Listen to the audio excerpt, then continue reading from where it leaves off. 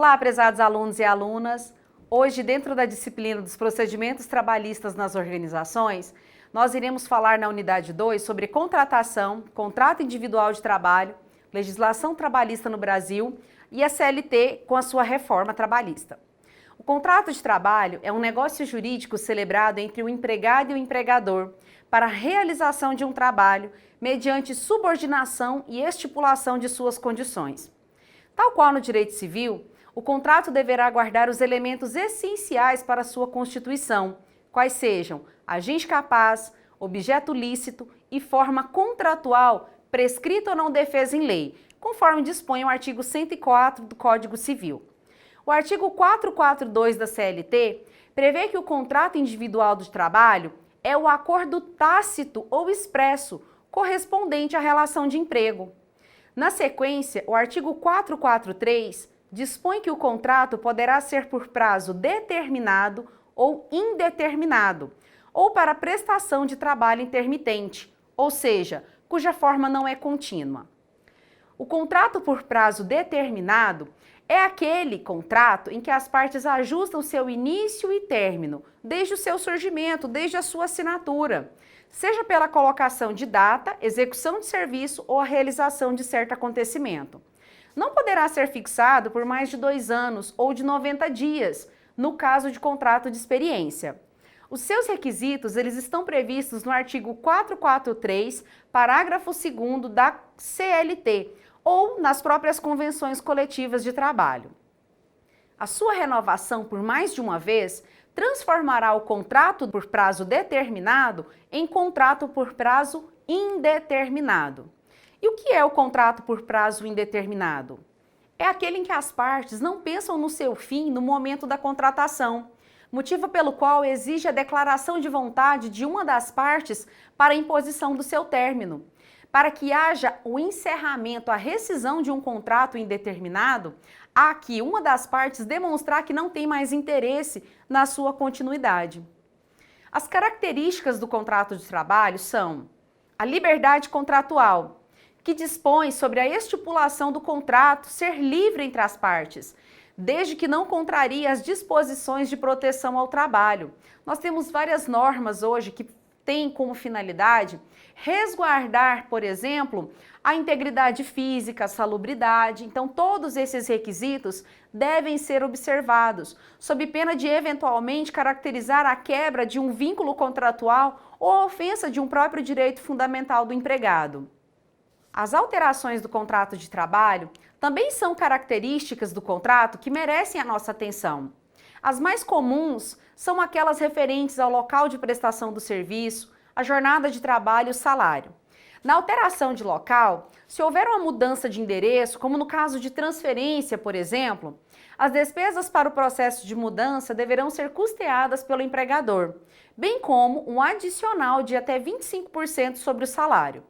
Na alteração de horário, deverá ser observado se houve modificação de diurno para noturno, ocasião em que, se ficar configurado, o empregador deverá indenizar o empregado por meio do pagamento do adicional noturno.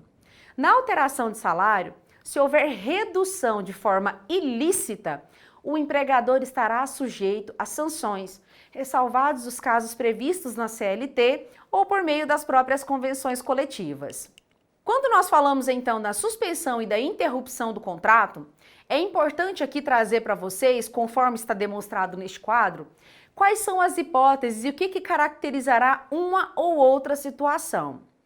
Quando nós falamos de interrupção, haverá então o pagamento do salário, o que não acontece na suspensão. Hipóteses, por exemplo, que caracterizam a interrupção e a suspensão. A interrupção acontece no caso de doação de sangue, de luto, do alistamento eleitoral, do casamento, licença maternidade ou paternidade, todas as hipóteses em que não há um rompimento do vínculo contratual, muito menos da prestação do serviço, mas tão somente a sua interrupção temporária na prestação do trabalho. De outra sorte, nós falamos aqui que nas hipóteses de suspensão, como benefícios, auxílio-doença e outros que estão inerentes a uma situação transitória, sanções, faltas injustificadas, aquela licença não remunerada, ela não traz direito, então, a pagamento de salário. Feita, então, essa análise sobre as hipóteses de suspensão e de interrupção, é importante demonstrar as hipóteses em que será dada, por exemplo, a extinção desse contrato de trabalho. Como nós vimos, é possível, por exemplo, com relação ao termo final. O termo final é quando opera-se aquela data já prevista. Quando se dá, então, por termo final, dará direito às verbas rescisórias ao empregado, como, por exemplo, saldo de salário, FGTS, sem a multa dos 40%, tá? O 13º salário, férias, férias proporcionais e o terço constitucional.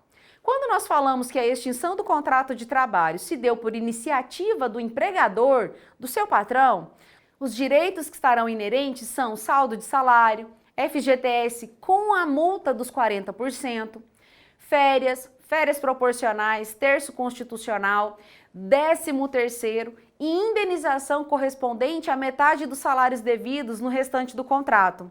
Se essa extinção se dá por iniciativa do empregado, ele terá direito tão somente ao 13º proporcional e férias, férias proporcionais acrescidas do terço constitucional.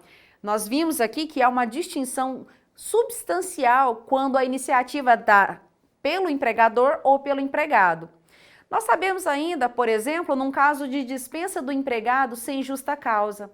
Quando ele é dispensado, ele tem direito de saldo de salário, aviso prévio mínimo de 30 dias, 13º proporcional, férias e férias proporcionais com um terço constitucional, FGTS, multa de 40%, seguro-desemprego e baixa da CTPS, podendo ser feita inclusive no sindicato.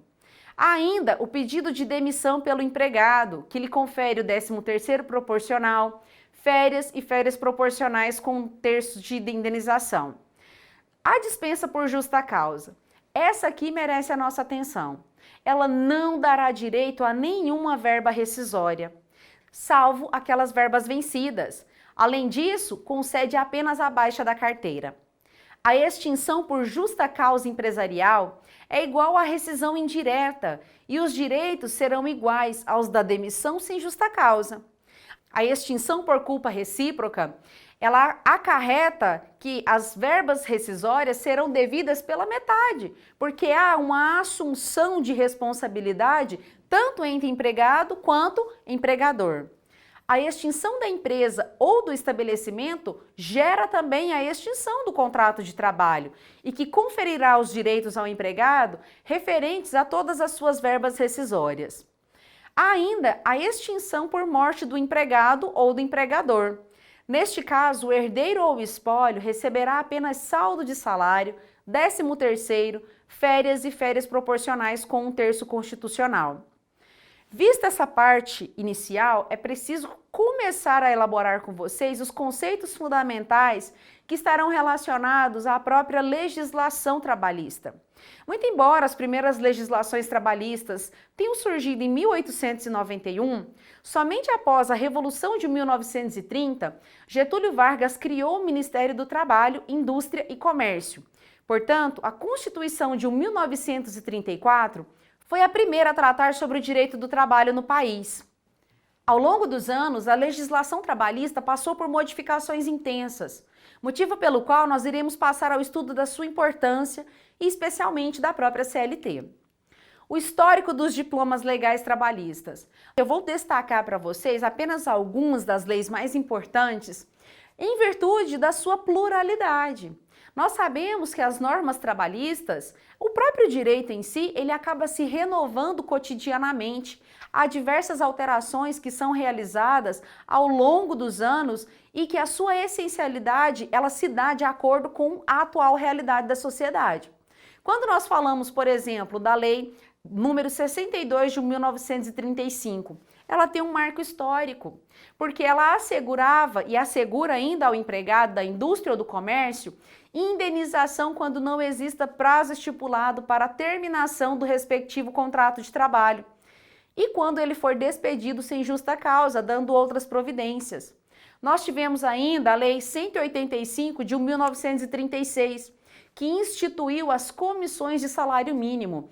Essa lei é denominada como a origem do salário mínimo. O Decreto-Lei número 5452 de 1943 foi a aprovação da nossa consolidação das leis trabalhistas, a famosa CLT, e a sua importância ainda mais no atual cenário econômico-político que nós temos vivido no nosso país. Além dessas, várias outras leis foram editadas, como a Lei 605 de 1949, que dispôs sobre o repouso semanal remunerado e dos feriados. Nós temos a Lei 4090 de 1962, que fala sobre o 13º salário. E assim por diante, várias outras normas que, em virtude da sua importância, passaram a figurar dentro do nosso ordenamento jurídico. Nesse intervalo, houve a tentativa de edição do Código do Trabalho e Processual do Trabalho, mas ambos ainda não tiveram sucesso nas casas legislativas. Em 1964, surgiram várias leis que, em conjunto, consubstanciaram a política salarial do governo, que acarretou o reajuste salarial padronizado de acordo com índices e fatores. É o que garante hoje aquela atualização salarial anual. A Lei 5.107 de 1966, que criou o FGTS, a Lei Complementar 7 de 70, que fundou o PIS, o nosso Programa de Integração Social. Todos esses diplomas indicados, eles têm por finalidade exemplificar alguns dos direitos e aspectos abordados. No entanto, várias foram as leis editadas em todo o período. Efetuado esse contexto histórico, é importante trazer para vocês, a partir de agora, alguns direitos essenciais que estavam previstos na CLT e que foram alterados por meio da reforma trabalhista, que todos nós acompanhamos no contexto midiático. Sobre as férias. As férias, segundo a CLT anteriormente, elas poderiam ser fracionadas no máximo em 2 vezes, sendo 15 mais 20 dias ou 15 mais 15, mas era preferencialmente 30 dias corridos. Hoje, como é que ficou? As férias elas poderão ser fracionárias em até 3 períodos, contanto que em um dos períodos não seja inferior a 14 dias corridos e os demais não poderão ser inferiores a 5 dias cada um. Com isso traz maior liberalidade e organização do próprio empregado para que ele possa descansar ao longo do seu ano. Além disso, vale falar também sobre a remuneração. A Justiça do Trabalho ela considerava os prêmios concedidos pelo empregador, exemplo, viagens, algum item específico, como contabilizados como parte do salário. Assim, incidia sobre o valor do prêmio encargos previdenciários e trabalhistas. Como que ficou depois da reforma trabalhista? O piso ou o salário mínimo deixam de ser obrigatórios, ou seja, para cargos como vendas, a empresa pode, desde que acordado com o sindicato, pagar por produtividade. Remunerações habituais como auxílio alimentação, bônus, prêmios, não tem como finalidade mais incorporar a base salarial. Portanto, não vai incidir qualquer tipo de encargo trabalhista ou previdenciário. Na jornada de trabalho, segundo a CLT anteriormente, o seu limite era de até 8 horas diárias ou 44 horas semanais, com 220 horas mensais. Após a revisão, após a reforma trabalhista, possibilita então que os acordos individuais possam chegar inclusive a 12 horas diárias, desde que haja descanso ininterrupto de 36 horas, bem como que haja o respeito do limite de 44 horas semanais e 220 horas mensais. Sobre o banco de horas. O banco de horas, na legislação passada, ele previa que só poderia ser compensado se pactuado em convenção coletiva. Hoje ele poderá ser pactuado com acordo individual, com a compensação em até 6 meses, ou, eventualmente, se não compensado nesses 6 meses, que sejam ajustados dentro do próprio salário recebimento, correspondente àquelas horas extras trabalhadas. Olha só que novidade que foi advinda agora com a reforma trabalhista: home office. O home office não existia sob a forma da legislação anterior. Hoje ela é prevista e possibilita que muitos empregados tenham condição de trabalhar de casa de forma regulamentada. Nós sabemos que esta é uma tendência, inclusive, de vários centros urbanos. Isso flexibiliza o horário, auxilia até mesmo em questões ambientais, mobilidade urbana e assim vai. Além, obviamente, do conforto de você poder trabalhar de casa. E só para arrematar, mais um ponto sobre essa reforma que eu gostaria de destacar para vocês. O imposto sindical. Na vigência anterior, ele era obrigatório e ele deveria ser pago uma vez ao ano, o que era equivalente a um dia de trabalho. Com a reforma, ela passa a ser uma contribuição facultativa e é o próprio empregado que decide se ele vai contribuir ou não para o seu sindicato. Eu espero muito que vocês tenham, com esta unidade, percebido a importância da legislação trabalhista e especialmente a importância de se conhecer os mecanismos disponíveis na CLT. Aguardo vocês e muito obrigada. Fiquem todos com Deus.